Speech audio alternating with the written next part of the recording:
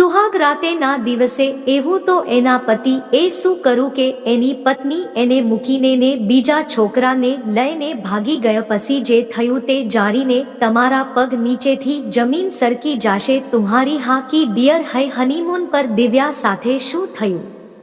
માતા પિતાના આગ્રહ સામે દિવ્યાએ તેનો પ્રેમ ભૂલીને નિલેશ સાથે લગ્ન કરી લીધા. પરંતુ હનીમૂન પર જ્યારે તેને તેના પતિની વાસ્તવિકતાની જાણ થઈ ત્યારે તેના પગ નીચેથી જમીન સરકી ગઈ. તેના લગ્નની વાત સાંભળીને દિવ્યા રડી પડી. તેણીએ કહેવાનું શરૂ કર્યું, મારી જિંદગી ફરી એકવાર બરબાદ કર્યા પછી તમે બધા સંતુષ્ટ નથી. અરે, મને મારી હાલતમાં ન છોડો, મારા રૂમમાંથી બહાર નીકળો, કહી તેણીએ તેની બાજુમાં પડેલો તકિયો દિવાલ પર મૂક્યો. આપી દો. નૂતન આંખોમાં આંસુ સાથે કંઈ બોલ્યા વગર રૂમમાંથી બહાર આવી ગઈ. આખરે તેની હાલત માટે તે પણ જવાબદાર હતો. તપાસ કર્યા વિના ફક્ત છોકરાઓની સ્થિતિ જોઈને તેઓએ તેમની એકમાત્ર પુત્રીને તે રાક્ષસ સાથે બાંધી દીધી. એવું પણ નથી વિચાર્યું કે આટલા બધા પૈસાવાળા લોકો શા માટે તેમના પુત્રના લગ્ન એક સામાન્ય પરિવારની છોકરી સાથે કરવા માંગે છે. જરા વિચારો કે દિવ્યાના દિલમાં બીજું કોઈ નથી. તેમ છતાં તેણે મોઢું બંધ રાખ્યું. પણ દિવ્યા કેટલી વાર કહેવા માંગતી હતી કે તે અક્ષતને પ્રેમ કરે છે, પણ કદાચ તેના માતા પિતા આ જાણવા માંગતા ન હતા. અક્ષત અને દિવ્યા એક જ કોલેજમાં ભણતા હતા. બંને અંતિમ વર્ષના વિદ્યાર્થીઓ હતા. જ્યારે પણ અક્ષત દિવ્યા સાથે જોવા મળતો ત્યારે નૂતન તેની સામે એવી રીતે તાકી રહેતી કે બિચારી ડરી જાય. તે દિવ્યાને પ્રેમ કરે છે તે કહેવાની તેનામાં ક્યારેય હિંમત ન હતી, પણ તે દિવ્યાની માળા મનમાં જપતો રહેતો હતો અને દિવ્યા પણ તેના સપના જોતી હતી. અરે, તારે ખુશ થવું જોઈએ કે તેણે તેના પુત્ર માટે તારો હાથ માંગ્યો, નહીંતર શું આ દુનિયામાં તેના પુત્ર માટે છોકરીઓની કોઈ કમી છે? દિવ્યા તેના દિલથી આ લગ્ન માટે તૈયાર છે કે નહીં તેનો પ્રયાસ કર્યો નથી. દિવ્યા રાજી થઈ ગઈ. તેના માતા પિતાની ઈચ્છા હતી અને સમાજમાં તેનું નાક ઊંચું રહે તેવું વિચારીને ભારે હૃદય સાથેનો આ સંબંધ તે ક્યારેય ઈચ્છશે નહીં કે તેના કારણે તેના માતા પિતા દુઃખી થાય. કહેવું કે છોકરાઓ ખૂબ શ્રીમંત હતા, પણ તેમ છતાં તેઓ તેમણે જે દહેજ માંગ્યું તે મળ્યું. હવે અમારી એક જ દીકરી છે, અમારા પછી જે કંઈ આવે છે તે ફક્ત તેનું જ છે. તો પછી શું પ્રોબ્લેમ છે? અત્યારે કે પછી આપું તે વિચારીને મનોહર અને નૂતન તેમની દરેક માંગણી પૂરી કરતા રહ્યા. પણ ત્યાં જ એમનામાં સંતોષ નામની કોઈ વાત ન હતી. ઘરમાં લગ્ન થઈ રહ્યા છે, લોકો પણ સાંભળતા હશે કે ભાઈ મનોહરે પોતાની દીકરીને આટલા મોટા ઘરમાં પરણાવીને ગંગામાં સ્નાન કર્યું. દિવ્યા પર પથ્થર રાખીને દિવ્યા પણ ભૂલી ગઈ. તેનો પ્રેમ અને તેના સાસરે ગયો. વિદાય વખતે તેણે જોયું કે અક્ષત એક ખૂણામાં ઊભો રહીને તેના આંસુ લૂંટતો હતો. સસરાના ઘરે પહોંચતા જ નવદંપતીનું ઉષ્માભેર સ્વાગત કરવામાં આવ્યું. નાજુક બુરખો પહેરેલી દરેક દુલ્હનની જેમ તે પણ તેના પતિની રાહ જોતી હતી. જ્યારે તે આવ્યો ત્યારે દિવ્યાનું હૃદય ધડકવા લાગ્યું અને પછી તે શાંત થઈ ગઈ. પરંતુ જરા કલ્પના કરો કે એક છોકરી સાથે શું થયું હશે જેના પતિએ તેના હનીમૂન પર કહ્યું કે તે તેની સાથે સંબંધ બાંધવા માટે સક્ષમ નથી અને તેણે આ માટે તેને માફ કરી દેવી જોઈએ. આ સાંભળીને દિવ્યાનું હૈયું સ્તબ્ધ થઈ ગયું. છેવટે જ્યારે તેણીને ખબર પડી કે તેનો પતિ નપુંસક છે અને તેણે તેની સાથે છેતરપિંડી કરીને તેની સાથે લગ્ન કર્યા ત્યારે તેના હૃદય પર શું થયું હશે? પરંતુ શા માટે તેની સાથે જાણી જોઈને આવું કેમ કરવામાં આવ્યું? શા માટે તેને અને તેના પરિવારને અંધારામાં રાખવામાં આવ્યો? જ્યારે તેણે તેના પતિને આ પ્રશ્ન પૂછ્યો તો તે કોઈ જવાબ આપ્યા વિના રૂમની બહાર નીકળી ગયો. દિવ્યાએ આખી રાત રડતી રહી. તેનું હનીમૂન કાળી રાતમાં ફેરવાઈ ગયું. સવારે સ્નાન કર્યા પછી તેણે તેના વડીલોને સાબિત કર્યું અને બાકીની બધી વિધિઓ કરી. તેણીએ વિચાર્યું કે તેણીએ તેના સાસુ-સસરાને રાત્રે વિશે જણાવવું જોઈએ અને પૂછવું જોઈએ કે તેણીની જિંદગી સાથે કેમ રમત રમાય છે. પણ બધાની સામે નિલેશ તેની સાથે એવું વર્તન કરી રહ્યો હતો જાણે તેમનું હનીમૂન ખૂબ જ મજેદાર હોય. હસીને તે તેના મિત્રોને કંઈક કહી રહ્યો હતો અને તેઓ બકબકથી સાંભળી રહ્યા હતા. દિવ્યા સમજી ગઈ હતી કે તેના પરિવારના સભ્યો નિલેશ વિશે કંઈ જાણતા નથી. તેણીએ બધાને જાળમાં રાખ્યા હશે, પરંતુ જ્યારે મનોહર તેને લેવા આવ્યો અને પૂછ્યું કે તે તેના સાસરામાં ખુશ છે કે કેમ, ત્યારે દિવ્યા લોહીના ખાબોચિયામાં સરી પડી હતી. પછી તેણે એ જ જવાબ આપ્યો જેનાથી મનોહર અને નૂતનને સંતોષ થયો. સારા પતિની જેમ નિલેશ પણ તેને તેના મામાના ઘરેથી લેવા આવ્યો હતો. યોગ્ય આદર સાથે તેણે તેના સસરાના ચરણ સ્પર્શ કર્યા અને તેમને કહ્યું કે દિવ્યાની જરાય ચિંતા ન કરો, કારણ કે હવે તે તેની જવાબદારી છે. મનોહર અને નૂતન સંસ્કારી જમાઈ મેળવી ધન્યતા અનુભવી હતી, પરંતુ તેઓને કેવી રીતે ખબર પડે કે સત્ય શું છે? તે માત્ર દિવ્યાને જ ઓળખતી હતી અને તે અંદરથી સળગી રહી હતી. દિવ્યા તેના સાસરે આવીને 1 અઠવાડિયાથી વધુ સમય થઈ ગયો હતો, પણ નિલેશ ન તો તેની નજીક આવ્યો કે ન તો આટલા દિવસોમાં એક વાર પણ પ્રેમના 2 શબ્દો બોલ્યા. તેને નવાઈ લાગી કે શું તેની સાથે થઈ રહ્યું છે અને તે શા માટે ચૂપ છે. તે બધાને કેમ નથી કહેતી કે નિલેશે તેની સાથે છેતરપિંડી કરી છે? પણ કોને અને શું બોલવું એ વિચારીને તે ચૂપ જ રહેતી. એક રાત્રે ઊંઘમાં દિવ્યાને લાગ્યું કે તેની પાછળ કોઈ સૂઈ રહ્યું છે. કદાચ તે નિલેશ હશે, તેણીએ વિચાર્યું, પરંતુ જે રીતે તે માણસ તેના શરીર પર હાથ ફેરવતો હતો, તેણીને શંકા હતી. જ્યારે તેણીએ લાઇટ ચાલુ કરી ત્યારે તે ચોંકી ગઈ, કારણ કે ત્યાં નિલેશ નહીં પણ તેના પિતા હતા, જે તેના પલંગ પર અડધા કપડામાં સૂતેલા હતા અને તેને ગંદી નજરે જોઈ રહ્યા હતા. શું કરો છો પપ્પા? તેણીએ તેના કપડાં ઠીક કરવા માંડ્યા, પણ તેની હિંમત જુઓ. તેણે દિવ્યાને ખેંચી કારે તેના હાથ ભર્યા અને તેની સાથે બળજબરી કરવાનો પ્રયાસ શરૂ કર્યો. દિવ્યા પોતાની આંખો પર વિશ્વાસ કરી શકતી ન હતી કે તેના સસરા તેની સાથે છે. હું તારી વહુ છું, તો પછી તું મારી સાથે કેવી રીતે રહી શકે? તે ડરથી હસી પડી. તેણે મોટેથી કહ્યું, તને ખબર નથી કે તારે મારાથી વાસદાર પેદા કરવાનો છે અને તેથી જ અમે તને વહુ તરીકે આ ઘરમાં લાવ્યા છીએ. આ સાંભળીને દિવ્યાને એવું લાગ્યું કે જાણે કોઈની પાસે હોય. તેના કાનમાં કાંઈક ફફડાવ્યું. તે તેમાં પીગળેલો કાચ નાખ્યો હશે. તે કહેવા લાગી, તમે કેવા ગાંડાની વાત કરો છો? શું તે શરમાઈ ગયો કે વેચાઈ ગયો? પણ તે કંઈ સાંભળવા કે સમજવાનો નહોતો. પછી તેણે દિવ્યા પર ઝાપટ મારી, પરંતુ તે શિકારીથી પોતાને બચાવવા તેણે દરવાજો ખોલતા જ તેને નિલેશ અને તેની માતા તેની સામે ઊભેલા જોયા. ગભરાઈને તેણીએ તેની સાસુને ગળે લગાવી અને રડવાનું શરૂ કર્યું કે તેના સસરા તેના પર કેવી રીતે દબાણ કરવાનો પ્રયાસ કરી રહ્યા છે. તેને બચાવો. બિલાડી અને ઉંદરની આ રમત પૂરી થઈ ગઈ. ખુલ્લા કાનથી સાંભળો કે આ બધું થઈ રહ્યું છે. અમારી ઈચ્છા પ્રમાણે થઈ રહ્યું છે અને એટલા માટે અમે તને આ ઘરમાં વહુ તરીકે લાવ્યા છીએ. જે થઈ રહ્યું છે તેને થવા ન દો. સાસુની આવી વાત સાંભળીને દિવ્યાનું મન ભટક્યું. તેણીએ વિચાર્યું કે તે બેહોશ થઈ જશે અને નીચે પડી જશે.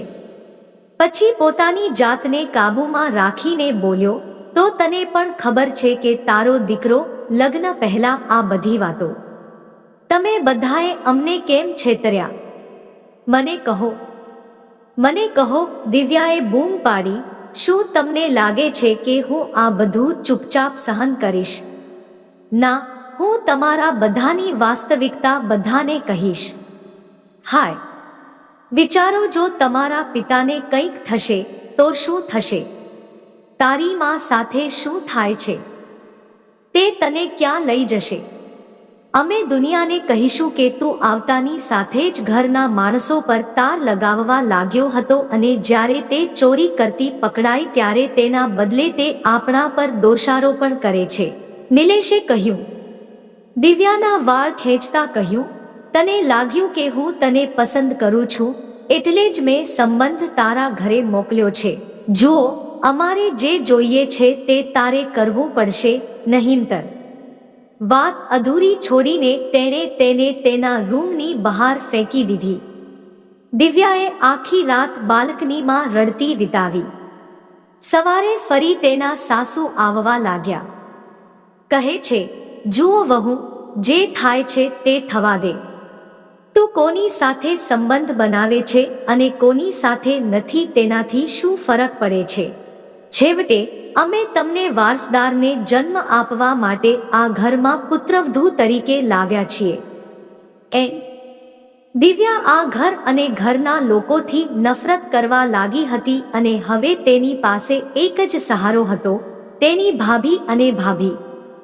હવે તેઓ જ તેને આ નરકમાંથી મુક્ત કરી શક્યા હતા. પરંતુ જ્યારે તેણે તેમના મોંમાંથી પણ આ જ શબ્દો સાંભળ્યા ત્યારે તે ચોંકી ગયો. તેણી સમજી ગઈ કે તેના લગ્ન એક ષડયંત્ર હેઠળ કરવામાં આવ્યા હતા. તેના લગ્નને 3 મહિના થઈ ગયા હતા. આ 3 મહિનામાં એક પણ દિવસ એવો નહોતો કે જ્યારે દિવ્યાએ આંસુ ન વહાવ્યા હોય. જે રીતે તેના સસરા તેને ગીધની જેમ જોતા હતા તે જોઈને તે ધ્રુજી જતી હતી. કોઈક રીતે તેણે અત્યાર સુધી તે જાનવરથી પોતાને બચાવી હતી. આ દરમિયાન જ્યારે પણ મનોહર તેની દીકરીને લેવા આવતો ત્યારે તેને એમ કહીને રોકતા કે હવે આ ઘર તેના વગર નહીં ચાલે. તેનો કહેવાનો અર્થ હતો કે તેઓ દિવ્યાને ખૂબ પ્રેમ કરે છે. તેથી જ તેઓ તેને ક્યાંય જવા દેવા માંગતા નથી. મનોહર એ વિચારીને ખુશીથી ચમકી રહ્યો હતો કે તે ઘરમાં તેની પુત્રીનું આટલું સન્માન કરવામાં આવે છે. પરંતુ વાસ્તવમાં તેઓને ખબર ન હતી કે આ ઘરમાં તેમની દીકરી સાથે શું ચાલી રહ્યું છે. દિવ્યા પણ તેના પિતાની તબિયત સાથે સમાધાન કરવા માંગતી ન હતી, તેથી તે ચૂપ રહી. પરંતુ તે રાત્રે તે તેના સસરા સાથે રૂમમાં બંધ હતી ત્યારે તે ખૂબ જ વધી ગઈ હતી.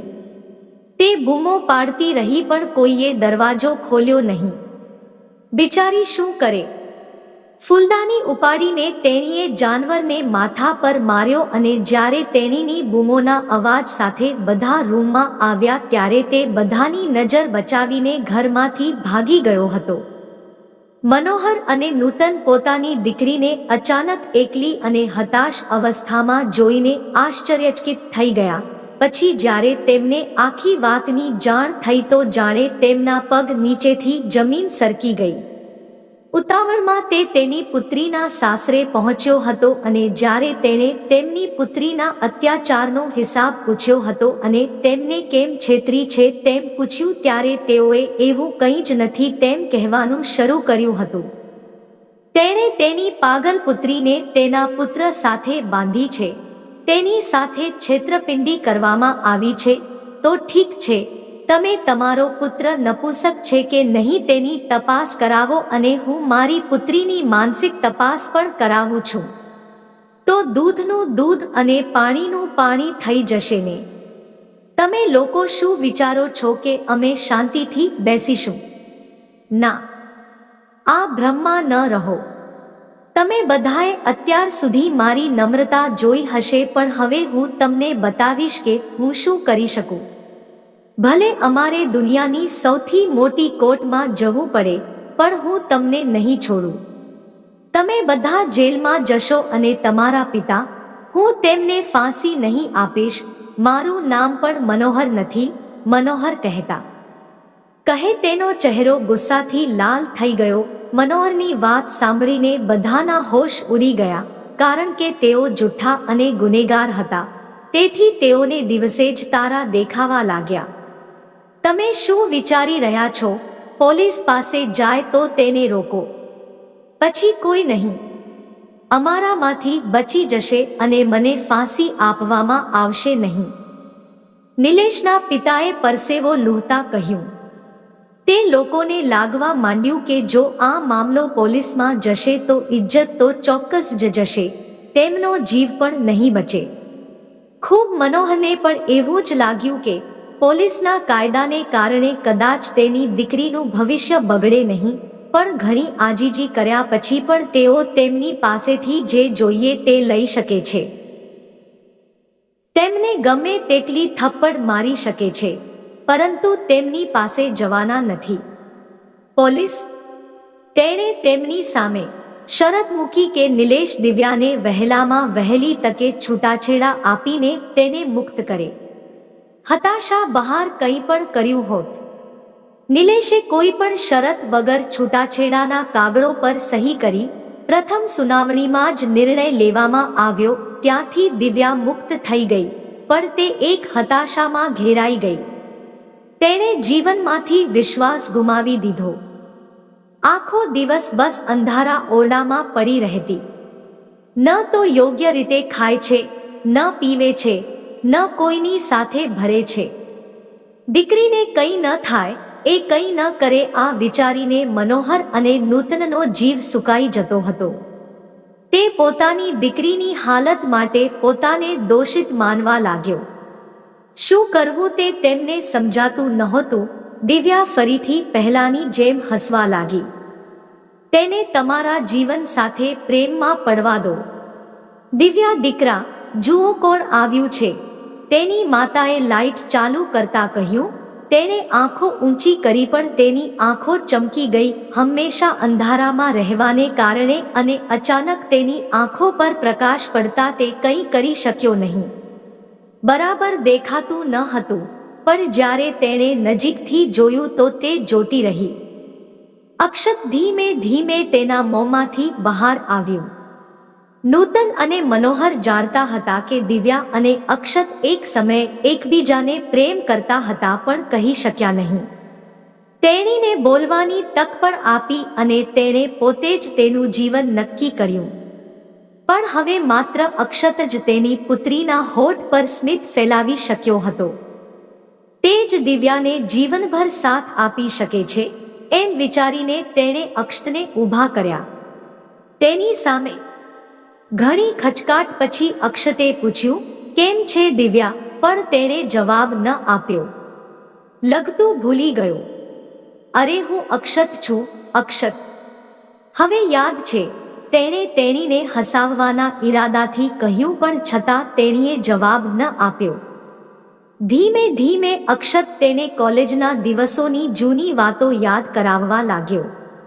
તે કહેવા લાગ્યો કે તે બંને કેવી રીતે દરેકની નજર ટાળીને રોજ મળતો હતો, કેન્ટીનમાં બેસીને કોફી કેવી રીતે પીતો હતો. અક્ષત તેને તેના દુઃખદ ભૂતકાળમાંથી બહાર લાવવાનો પ્રયત્ન કરતો હતો, પણ દિવ્યા ખાલી ખાલી જોઈ રહી હતી. દિવ્યાની આવી હાલત જોઈને અક્ષતના પણ આંસુ આવી ગયા હતા. તેણે કહ્યું, આખરે તારો શું વાંક છે દિવ્યા કે તે પોતાને આ અંધાર કોટડીમાં બંધ કરી દીધી છે? આવું કરીને તમે તમારી જાતને શા માટે સજા કરો છો? શું અંધારામાં બેસીને તારી સમસ્યા હલ થશે કે જેણે તારી સાથે ખોટું કર્યું છે તેને સજા થશે? બોલો તો મારે અક્ષત શું કરું? મારે શું કરવું જોઈએ? મારા માતા પિતા જે ઈચ્છતા હતા તે મેં કર્યું, પછી મને શું મળ્યું? દિવ્યા તેના આંસુ લૂહતા બોલવા લાગી. તેની વાત સાંભળીને નૂતન પણ રડવા લાગી. દિવ્યાનો હાથ પોતાની બંને હથેળીમાં દબાવીને તેણે અક્ષતને કહેવાનું શરૂ કર્યું, ઠીક છે, ક્યારેક આપણે ભૂલો કરીએ છીએ, પણ એનો અર્થ એ નથી કે આપણે એ જ ભૂલો લઈને આપણું જીવન નરક બનાવીએ છીએ.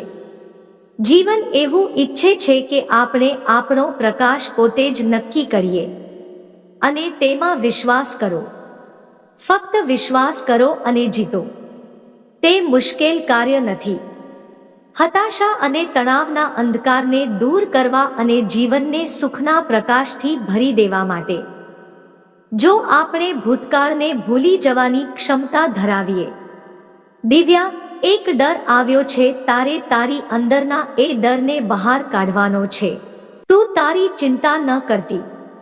મા બાપ કે તારી આવી હાલત જોઈને એમનું શું થશે? અરે, તેઓ તારું ભલું ઈચ્છતા હતા ને. તારા માતા પિતા ખાતર તારે આ દુર્ગંધ મારતા અંધકારમાંથી બહાર આવવું પડશે. દિવ્યા, અક્ષતની શબ્દોની દિવ્યા પર થોડી અસર થવા લાગી. તેણીએ કહ્યું, અમે અન્ય લોકો પાસેથી અમારી ખુશી, અમારી ઓળખ, અમારા સન્માનની માંગ કરવા લાગીએ છીએ. આવું કેમ થાય છે અક્ષત? કારણ કે આપણને આપણી શક્તિનું ભાન નથી. આંખ ખોલો અને ધ્યાનથી જોજો. તારી મંઝિલ તારી સામે છે. અક્ષતના શબ્દોએ તેને ઉપર જોવા મજબૂર કરી. જાણે કે તે કહી રહ્યો હોય કે દિવ્યા, આજે પણ હું એ જ રસ્તે તારી રાહ જોઉં છું. તું ક્યાં હતી? મને છોડીને ચાલ્યા જાવ. બસ તારી હા મોડી પડી છે દિવ્યા. પછી જુઓ હું તારી જિંદગી કેવી ખુશીઓથી ભરી દઈશ. અક્ષતે તેને પણ રડવા દીધો જેથી તેના બધા દુઃખ એ આંસુઓની મદદથી બહાર આવી જાય અને તે તેની બીકમાંથી બહાર આવી શકે. બહાર ઊભેલા મનોહર અને નૂતનની આંખોમાંથી સતત આંસુ વહી રહ્યા હતા, પણ આજે ખુશીના આંસુ હતા. જો મારી સ્ટોરી પસંદ આવી હોય તો લાઈક, શેર, સબસ્ક્રાઇબ કરો. Thank you for watching. Story કેવી લાગી તે કોમેન્ટમાં જરૂરથી જણાવજો.